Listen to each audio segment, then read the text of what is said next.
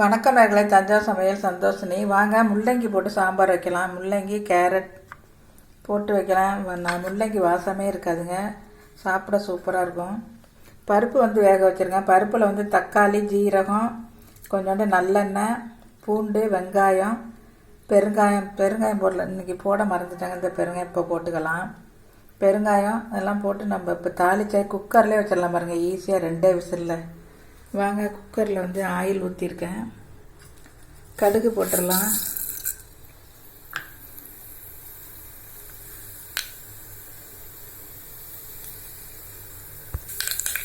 கடுகு வெடிச்சிருச்சுங்க. இப்போ நம்ம பெருங்காயம் போட்டுடலாம். பருப்புலேயே போட்டுடலாம், நான் போட மறந்துட்டேன், இப்போ போட்டிருக்கேன். முள்ளங்கி போட்டுடலாம். இந்த கேரட்டையும் போட்டுடலாங்க.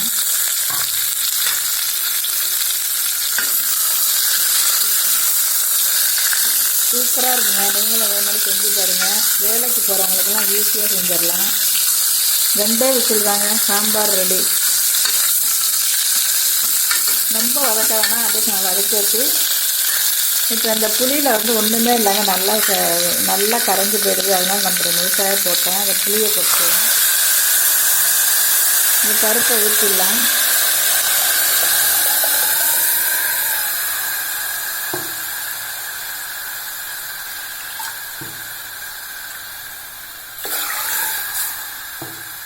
இந்த உப்பு போட்டுடலாங்க.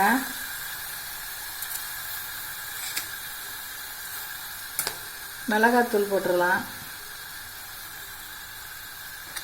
நீங்கள் மிளகா வேணாலும் பட்டை மிளகாய் 1 போட்டு தாளிச்சிக்கலாங்க. நான் உரப்புக்கு தேவை மாதிரி நீங்கள் போட்டுக்கலாம். நான் உரப்பு இல்லாமல் வைக்கிறேன். அவ்வளவுதாங்க, 2 விசில் விட்டு அவ்வளோதான். சாம்பார், முள்ளங்கி சாம்பார் ரெடி. இப்போ 2 விசில் விட்டாச்சுங்க, முள்ளங்கி சாம்பார் ரெடி ஆகிட்டுங்க. கருவேப்பிலை தான் நீங்கள் போட்டுக்கோங்க. இங்கே பாருங்கள்.